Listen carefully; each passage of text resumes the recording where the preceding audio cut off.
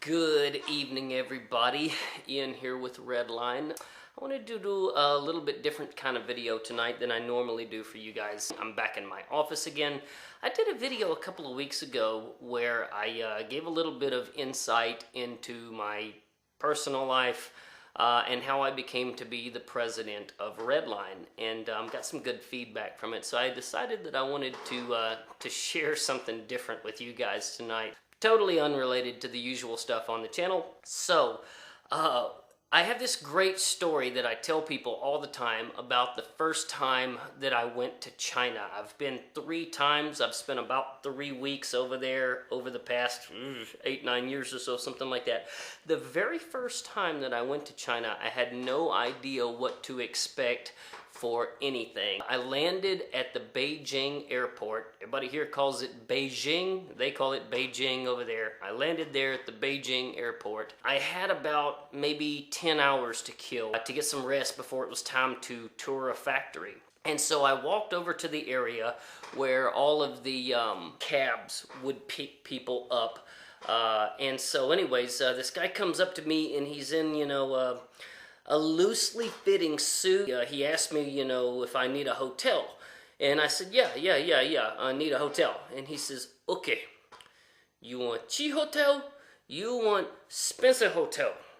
And I thought, well, gosh damn, I'm only going to be at this hotel catching a few Z's for maybe 8-9 hours.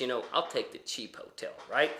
Well, as I later came to learn, that was a terrible idea. I didn't realize what a cheap hotel in China was. It's not like a cheap hotel here in America. Like a cheap hotel here is like a place where, you're going to run into some suspect people, but you're going to be fine at the end of the day.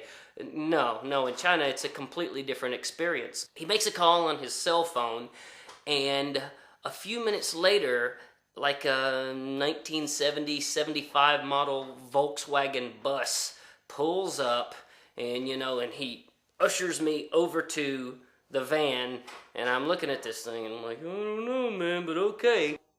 I get in the van. Probably shouldn't have gotten in the van, but I did.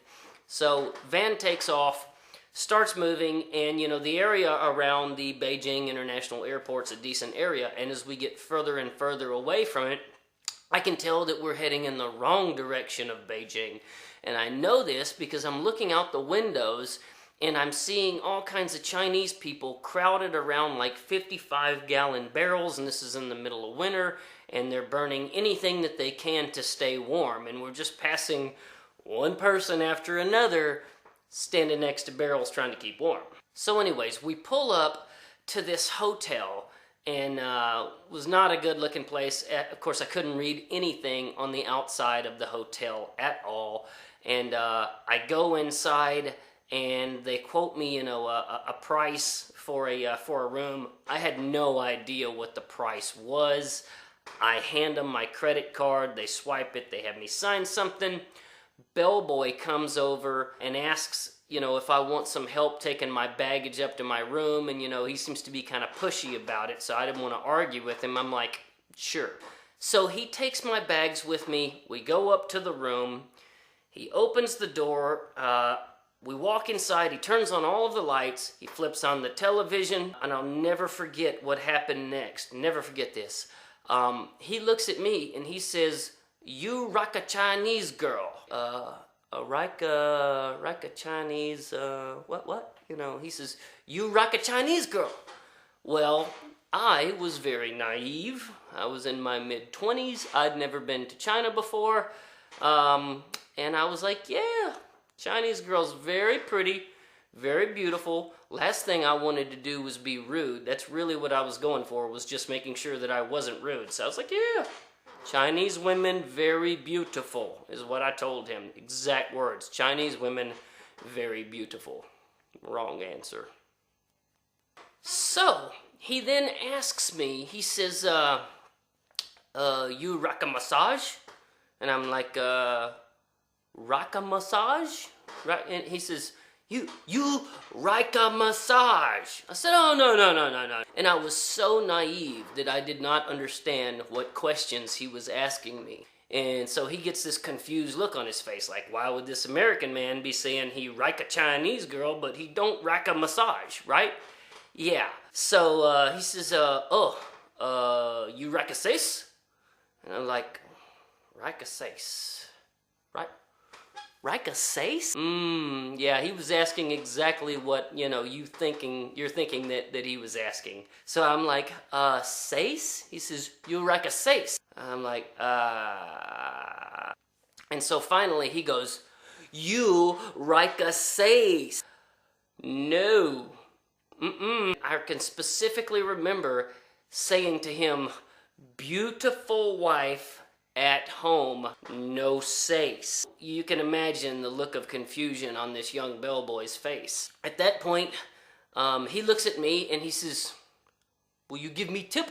And I thought to myself, good God, whatever it takes to get you out of this room.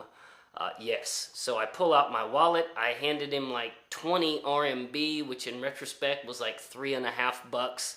Didn't exactly do the math on the fly at the time, but I think I handed him about $3 American. He didn't look too pleased with that. Can't blame him in retrospect. But anyways, he got the hell out of my room, and I spent the rest of the night listening to the man across the hall who took the services, and I could hear him over there. And I'll never forget a guy coming up to his door, thankfully instead of mine, and you hurry up! You take too long! That's exactly what the guy across the hall got told from the bellboy. You hurry up, you take too long. Terrible experience at that hotel. Nastiest hotel I've ever been in. I slept on a box spring that night. A box spring was actually a legitimate bed at that hotel. Toilet didn't look like it'd probably been cleaned in several years, so I was really thankful that I was a man and I stood to pee. God, just a terrible experience. So, that was one of my many ridiculous stories from my first trip to China. I've seen a lot of remarkable things in China.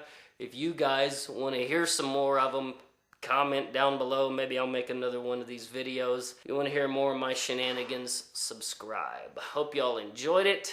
Have a good one.